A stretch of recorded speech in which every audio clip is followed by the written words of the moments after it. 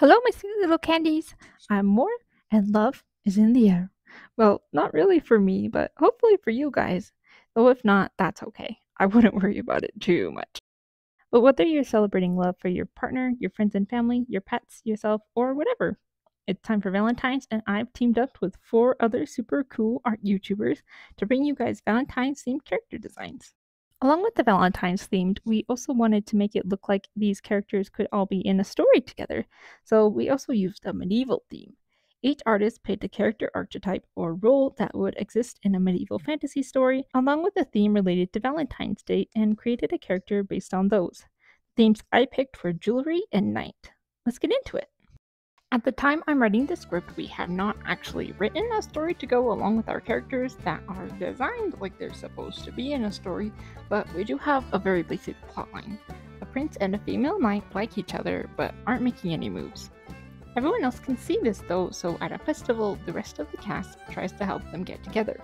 So I have the lady knight. I chose the knight in part because I wanted to challenge myself to do an armored character.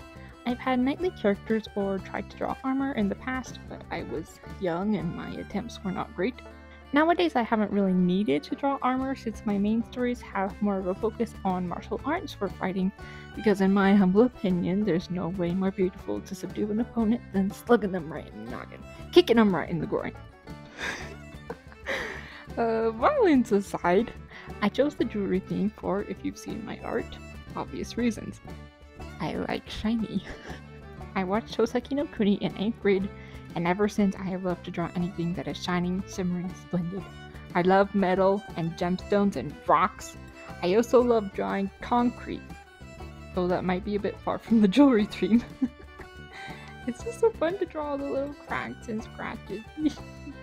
So before and during the process of designing the armor, I did a fair amount of research on medieval plate armor. I looked at lots of pictures of armor, though what probably helped the most was watching videos of people moving in armor or putting it on. Not only did it give me a better 3D reference, but it also really helped me to notice individual pieces of the armor and how they move, what kind of shapes they have, and how they interact with the body. I'm going to talk a lot about how I referenced real-life plate armor and the functionality and such, but I don't actually claim that this armor I designed would be historically accurate or effective or whatever, because at the end of the day, it is a fantasy character design, and I'm sure lots of the things I did with it probably make it very impractical. So after being equipped with this knowledge from watching the videos, looking at real armor, and looking at plenty of other knight character designs, I did a bunch of sketches and played around with her design, making sure to look for more references or inspiration if I felt stuck. A lot of character designs for knights give them huge shoulder armor, and I was gonna do that at first and slap a big old diamond on each shoulder, but not only did I want my design to feel unique, I didn't really see any real-life armor with big shoulder armor. In fact, real-life plate armor is quite sleek in the shoulder area, so I decided to go with a more humble approach to the shoulders. I also noticed that it was less common for character designers to capitalize on the big armor piece around the elbow. I did notice more variety in size and style with the elbows on real-life armor in comparison to the shoulders, but I wanted to use the bigger elbow piece. You remember how I said this story is set during a festival? This sort of gave me the idea to have her not be wearing a full set of armor, like she's somewhat off-duty for the festival. Also because I asked my collab partners how detailed we should be able to make the characters, and they said detailed, but not Genshin detailed. So I was trying to keep the detail level a bit lower, but come on, I'm drawing a knight with a crap ton of jewelry on her, so she did end up rather detailed, but oh well. Anyways, in trying to make her less detailed, I was basically just removing what armor parts I could. So instead of having gauntlets and stuff for her forearms, I gave her leather arm guard inspired by this Link design from Hyrule Warriors. I also tried to make the fabric of her shirt under the arm guard look thick and poofy, so this combined with the big elbow armor was meant to make her arm look more bottom heavy, since lots of knight character designs have top heavy arms and I wanted to be different. I didn't give her a lot of armor on her torso, instead opting for a thick shirt, which is probably what she would have under her normal armor anyway. Also because I really wanted to put her in a black shirt. I'm not entirely sure why. Her necklace chainmail theme was inspired by the chainmail on this Joan of Arc picture I found. The necklace aspect of it was inspired by necklaces. I at first just looked up jewelry for inspiration, but the modern jewelry I saw wasn't making me feel that inspiration sparkle. I then figured it would make more sense to Google medieval jewelry. A lot of the pieces I saw were most likely just inspired by medieval jewelry, but whether the stuff I saw was authentic or not, it was very pretty. I love how chunky yet balanced each piece feels, so I tried to use that principle in my night girlie's armor. I also noticed lots of pearls and dangly parts that were often made of more pearls, so I followed suit and slapped a crap ton of pearls all over the design. Places in her armor that should have screws, bam, the screws are now pearls, or sometimes just a normal gem. But yeah, lots of pearls. You could say the screws got screwed over. I gave her a belt to make the big swatch of her shirt look more pleasing to the eye. It was also supposed to hold up a short sword, but I forgot to draw the sword in the final version. Oops. And I'm sure you've seen the giant halberd she's holding by now, so if you're wondering why she needs two weapons, it's because, well, I was doing research about halberds and just longer weapons in general. It seems that their strength is also their weakness, that being their length. Although swords are very popular, especially nowadays, spears and longer weapons are actually more effective in battle because they outrange most swords.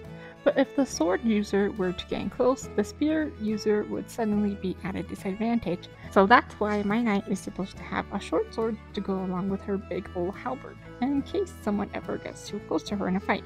But I forgot to draw it, so now she will struggle to fight at close range. Bang. Also, I gave her a halberd because I don't like swords. I liked them when I was younger, but as I got older, I just feel like I saw them everywhere, and to be honest, I find them kind of boring. So I was very happy to find out that my beloved spears were generally more effective than swords. Though that's not to say that there aren't stronger weapons than spears, for example. Tanks, missiles, the power of love and friendship, etc. But of course, if you like swords, just keep enjoying them. Don't let me raid on your parade. Let's take a break from talking about armor and weapons to go over some more organic parts of the design, shall we? I had a pretty clear idea of what I wanted to do with her hair, face, and body. I wanted her to be tall, with muscles that are more on the lean side, like they're not really for show. Not long before I had the task of designing her, I low-key had been wanting to design a character with eyelashes that are detached from the main eyelash, and so when I got around to designing her, I jumped at the chance to give her those little eyelashes. I also knew I wanted her to have a long ponytail, mostly just because I thought it was pretty. I don't give my characters bangs super often, and this girl was no exception.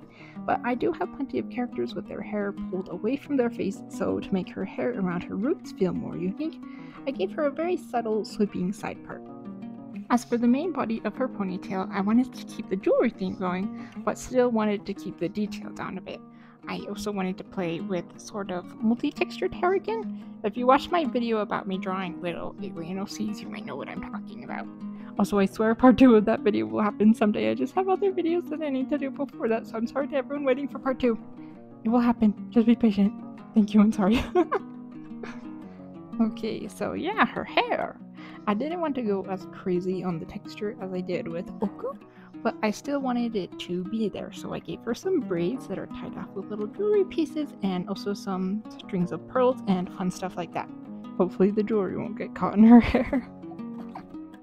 If you've been watching this thinking, she's a knight, but she has really long hair, it'll totally get in her way while she's fighting and stuff. Man, I know, right? It's such a shame she can't just put it up in like a bun or a braid or something. It's really awful that she can't wrap it up or put it in her helmet. I also hear that hair taping was common back in the day where they secure their hair using ribbons. But yeah, it really sucks that she can't do any of that. Whatever will she do? Anyways, she was feeling a bit too similar to some other lady characters I've designed where they have a similar body type and hair and face and whatnot. So to spice things up, I gave her a 6 scar. I mean, like, she's a knight, and so she goes to battle, and then she gets boo-boos. That's it? She doesn't have some cool backstory for it? No. I'm sorry. I couldn't think of a single thing for her backstory. Well, actually, I think I did decide that she was a squire when she was a kid and naturally became a knight, but that's pretty much it. I've given more thought to how sorry I am that I didn't make a backstory than actually trying to make a backstory. But also, this joint story idea and kingdom doesn't really have any lore or anything, so there's not much for me to work with.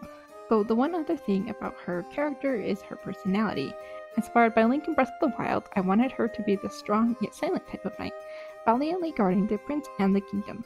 So naturally, she's rather shy and bashful, being much more confident in her fighting abilities than her flirting abilities. But she's an honest and loyal girl, so anyone would be lucky to have her.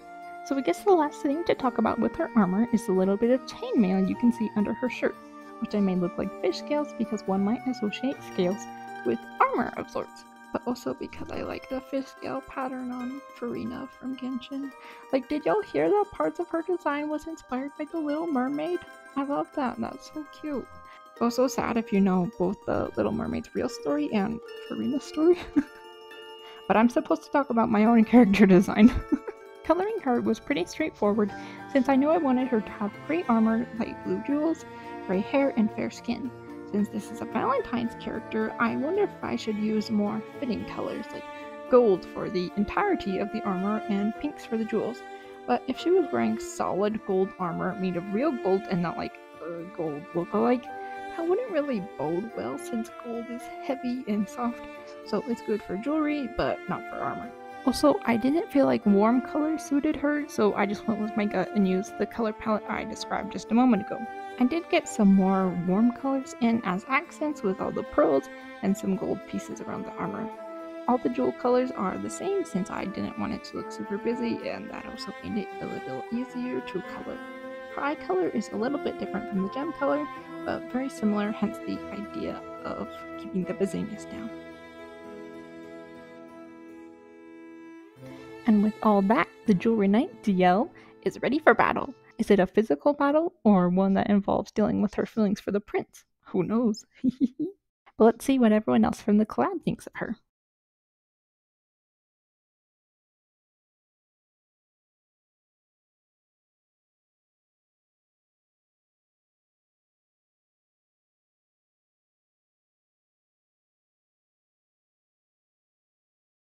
Hello everyone, I'm OctoInkz and I will be reacting to War's designs.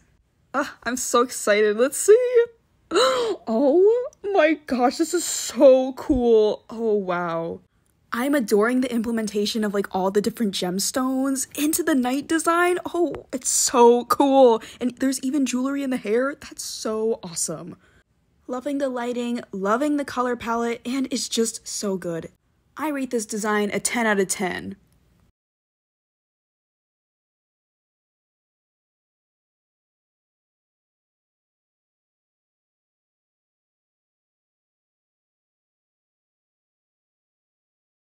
Oh my goodness. War, you have outdone yourself. All the details. This is so good. Okay, the hair and then all the crystals and the legs. I cannot get over that. Like the armor on the legs is so pretty. Oh my gosh, I envy you, War, because I know this took a long time. That is so good. Wow. Is that a D? DL? DLE? Oh my goodness, I don't know how to pronounce anything. I love the earrings though, and like the braids on the hair and the color choices. This actually looks really close to an OC that I have, which is interesting. But it kind of inspires me to redesign her because like, wow, this is so good. Oh my goodness, War, pat yourself on the back, hun. That was fantastic. All those artists you just heard from have created more of the characters for this story. We've got Adelinettey with a love letter lady in waiting, OctoInkz with a chocolate prince, Kittehpuff with a ribbon dragon and a lace stuffed Pegasus, and Dexerli with a romantic poem jester. Make sure you check them all out. We also made Valentine's card memes with the characters we designed, so hop on over to everyone's Instagram if you want to send them to someone special. Thank you so much for watching my part of the collab, and have a happy Valentine's Day!